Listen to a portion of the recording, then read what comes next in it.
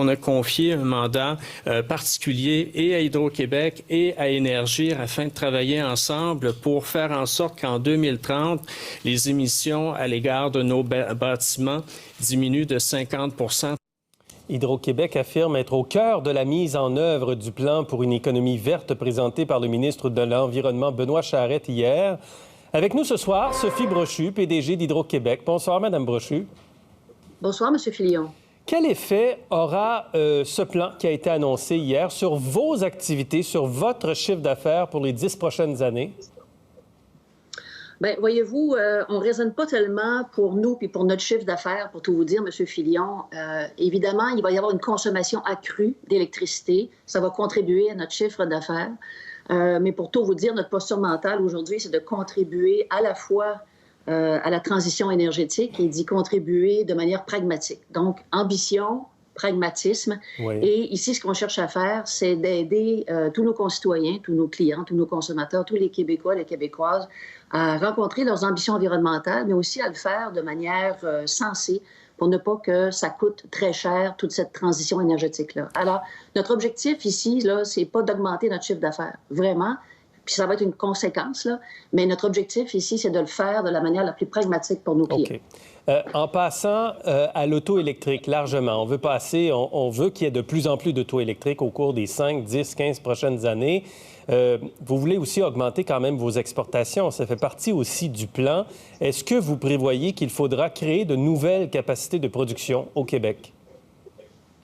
En fait, présentement, on a l'énergie qu'il faut pour servir à la fois à l'augmentation de la demande au Québec et à la fois nos projets d'exportation. Tout ça va concourir et à la réduction des gaz à effet de serre de notre coin du monde, mais aussi à notre bien-être économique. Une fois qu'on dit ça, oui, il faut comprendre par ailleurs qu'au Québec, on chauffe. On chauffe à l'électricité. Et pendant quelques heures, pendant quelques jours l'hiver, quand il fait très froid et que tout le monde chauffe en même temps en arrivant à la maison, puis qu'on part la sécheuse, puis qu'on a la télé, puis qu'on part la vaisselle, là, on est ce qu'on en appelle en période de pointe. Et le boulot d'Hydro-Québec, avec tous vous autres, avec tous les citoyens du Québec, ça va être de travailler tous ensemble à réduire notre consommation pendant cette pointe-là. Alors, on veut prendre le plus de charges possible électriques dans ce qu'on appelle dans la base, dans la journée, dans la très, très grande majorité du temps.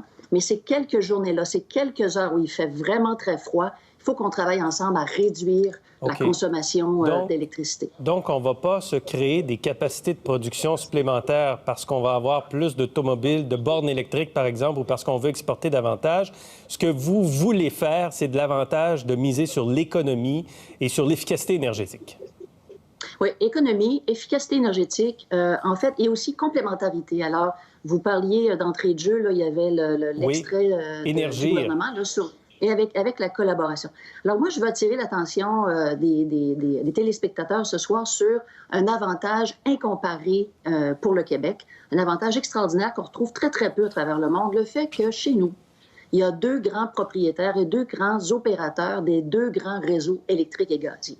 Ailleurs dans le monde, là, s'il fallait mettre autour d'une table et les distributeurs électriques et gaziers dans un seul pays, là, vous pourriez avoir 15, 16, 17 personnes qui auraient des intérêts commerciaux parce qu'ils seraient détenus à la bourse. Puis l'idée, ça serait de s'arracher des parts de marché. Or, au Québec, on est peu.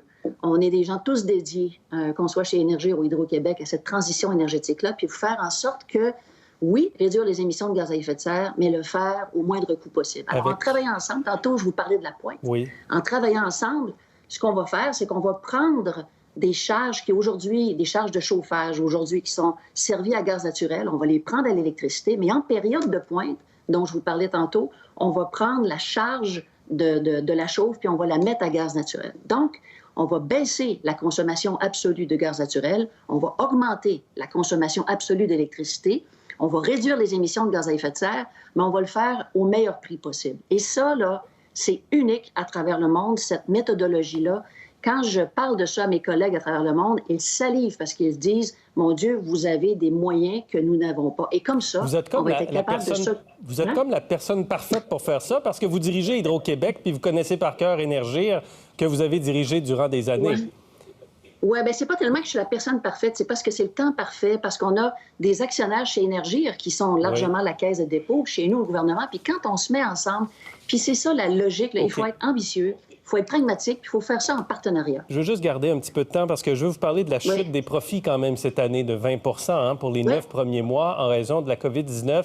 Est-ce que c'est un impact qui est purement momentané ou il y a des effets structurels en ce moment sur la demande, vous pensez, pour la suite des choses? Je pense que les deux, M. Filion. Il y a évidemment un élément conjoncturel, mais structurellement, puis c'est ça qu'on va voir avec le temps, combien ça va prendre de temps à rouvrir notre économie à plein régime. Il y a probablement des entreprises là, qui vont malheureusement disparaître. On en espère le moins possible. Il va y avoir une conséquence. Mais à travers tout ce qu'on fait, puis tout ce qu'on annonce aujourd'hui, il va y avoir aussi des entreprises qui vont naître. Et de tout ça, bien, c'est difficile aujourd'hui. Ce serait en fait très présomptueux de dire quel va être le net-net de tout ça. Nous, ce qu'on pense, c'est qu'on va rétablir notre profitabilité au cours des prochaines années. Puis encore une fois, on va le faire avec détermination. Mais je ne voudrais pas que les gens pensent qu'on électrifie l'économie pour craquer la profitabilité d'Hydro-Québec. Ça n'a rien à voir. Oui, on va se payer nous-mêmes cette balance commerciale-là qui va être rééquilibrée. Mais d'abord et avant tout, là, il faut qu'on réussisse notre transition puis que ça coûte pas trop cher pour le monde. Il faut s'occuper à la fois de ceux qui craignent la fin du monde et de ceux qui craignent la fin du mois. Parfait. C'est très bien. Beau message. Merci beaucoup, Mme Brochu. Au plaisir.